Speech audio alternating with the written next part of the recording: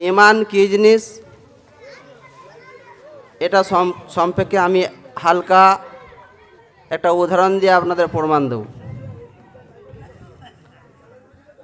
মহতরম বুঝ দোস্ত, আল্লাহ রব্বুল আলামিন সূরা আসরে কসম করে বলছেন, জামানার কসম করে বলছেন, যুগের কসম করে বলছেন। কি বলছেন? ওয়াল আস ইন্নাল ইনসানা লাফি খুস, সমস্ত মানুষ ক্ষতিগ্রস্তর মধ্যে আছে, ওই ব্যক্তি ছাড়া। কোন ব্যক্তি? ইল্লাল্লাযীনা আমানু ওয়া আমিলুস সলিহাত, যারা বেছে বেছে নেক আমলগুলো করেছে তারা বাদ দিয়ে। তাহলে আমরা প্রায় মানুষ ক্ষতির মধ্যে আছি।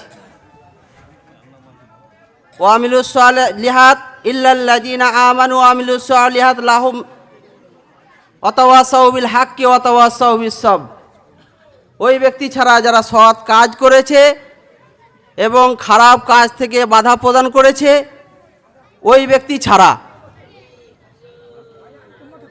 আমরা খারাপ কাজকে বাধা প্রদান করি না, উৎসাহ করি, কি কর ভালো। আমাদের এরকম ইমান। আমাদের মৌলানা সাহেব বললেন ইমান আমাদের খুব কম। ইমান যে দৌলত এত বড় জিনিস যদি আমরা জানতাম তাহলে সব সময় আল্লাহর কাজ করতাম। তা মহতরম বুঝ দোস্ত, একটা ছোট্ট উদাহরণ, এটা শূকর, যেটা আমরা চিনি শুয়োর বলে, নর্দমায় খাবার খাচ্ছে।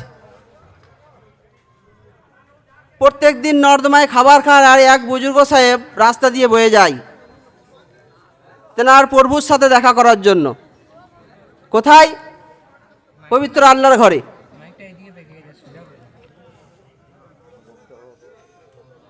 একদিন হঠাৎ, এটা একটা ইমানের সংজ্ঞা, ইমান কি জিনিস সেটা বোঝাতে চাইছি আমি। হঠাৎ একদিন বলে উঠলো কি, হযরত আপনি প্রত্যেক দিন দেখি এই রাস্তা দিয়ে যাচ্ছেন, কেন যান, কোথায় যান? সেই বুজুর্গ সাহেব বলেন কি, আমার প্রভুর সাথে আমি কথা বলতে যাই।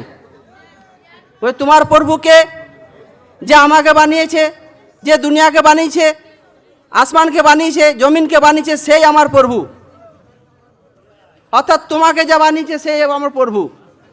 বলছে ভাই, তোমার প্রভুকে একটু বলো না কি আমাকে যেমন তোমার মতো করে, অর্থাৎ মানুষ করে দেয়। বলছে ঠিক আছে, আমার প্রভুকে আমি বলবো। আবার একদিন এসে জিজ্ঞাসা করলো, ভাই তোমার প্রভুকে জিজ্ঞাসা করেছো? বলছে হ্যাঁ, আমার প্রভুকে জিজ্ঞাসা করেছি তোমাকে মানুষ বানাবে। বলছে তাই নাকি, মানুষ বানাবে? তা তোমার প্রভু বলেছে কি তোমাদের যে ইমানটা দিয়েছে সেই ইমানটা আমাকে দেবে নাকি? বলছে ভাই, এটা তো জিজ্ঞাসা করি নাই, তোমাকে মানুষ বানাবে এটা আমি জিজ্ঞাসা করেছি। তা সেটার জন্য বলেছে হ্যাঁ মানুষ বানাবো। তা ভাই এইটা একটু জিজ্ঞাসা করবে। আবার তারপরের দিন জিজ্ঞাসা করো, তোমার প্রভুকে জিজ্ঞাসা করেছো কি আমাকে ইমান দেবে নাকি মানুষ বানাবার পর? তখন সেই বুজুর্গ ব্যক্তি বলছে না, তোমাকে ইমান দেবে না। তা সেই শূকর কি বলছে জানেন? বলছে ভাই, আমি এই নর্দমায় আছি, আমাকে সবাই খারাপ চোখে দেখে, এই দুনিয়াতে যে সবাই খারাপ চোখে দেখে এইটাই আমার ঠিক। যদি আমাকে মানুষ বানিয়ে ইমান না দেয় তাহলে ওই রকম মানুষও আমার দরকার নাই। কেন কি আমার দুনিয়াতেই সব কিছু খাবার খেলাম, দিলাম, ঘুরলাম, এবং মৃত্যুবরণ যখন করবো তখন আমার হিসাব থাকবে না। কিন্তু যার ভেতরে ইমান থাকবে মানুষ, তাকে হিসাব লাগবে। তো এই কারণে মানুষ হওয়ার পর আমি যদি ইমান না পাই তা মানুষ হওয়া দরকার নাই। তা মহতরম দোস্ত, আল্লাহ রব্বুল আলামিন আমাকে আপনাকে সৃষ্টি করেছে, বহুত মূল্যবান আমরা। একটা মুমিনের দাম হলো বহুত। সেটা আল্লাহ রব্বুল আলামিন কোরআন পাকের মধ্যে বললেন, কত সুন্দরভাবে বানিয়েছেন। বিসমিল্লাহির রহমানির রহিম والتين والزيتون وطور سينين وهذا البلد الأمين لقد خلقنا الإنسان في أحسن تقويم আল্লাহ রাব্বুল আলামিন মানুষকে সৃষ্টি করেছেন সুন্দরভাবে, এত সুন্দরভাবে বানিয়েছেন, এত সুন্দরভাবে বানিয়েছেন যে বানানো জিনিসটা ছিল সেই জিনিসটা হলো সৌন্দর্য। আমাকে আপনাকে আল্লাহ রাব্বুল আলামিন সৌন্দর্য বানিয়েছেন। এই সৌন্দর্য বানানোর জন্য আল্লাহ রাব্বুল আলামিন আমাকে জান্নাতে দেবেন। সেই সৌন্দর্য বানানোর জন্য আমাকে সুন্দর একটা ঈমান দিয়েছেন, ঈমান আল্লাহ দৌলত দিয়েছেন। এই ঈমান ছাড়া যদি আমরা দুনিয়ার বুক থেকে ছেড়ে চলে যাই তো আল্লাহ রাব্বুল আলামিন আমাদেরকে জাহান্নামে দেবে, আমাদেরকে জাহান্নামে দাখিল করবে। আল্লাহ রাব্বুল আলামিন কোরআন পাকের মধ্যে বললেন কি আমি তোমাকে জাহান্নামে দেব। ওয়াইলুল লিকুল্লি হুমাজাতিল লুমাজা আল্লাযী জামাআ মালান ওয়া আদ্দাদা।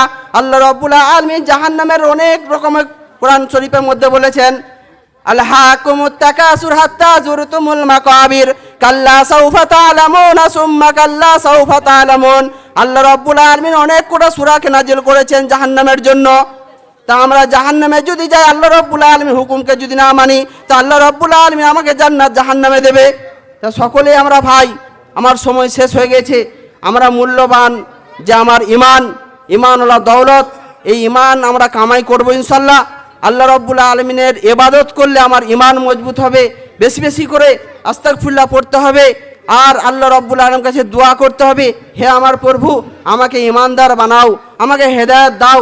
আমরা সকলেই আল্লাহ রাব্বুল আলামিনের কাছে হেদায়েত চাইবো এবং ঈমান চাইবো, ঈমানওয়ালা দৌলত যে আমাদের ভেতরে থাকবে।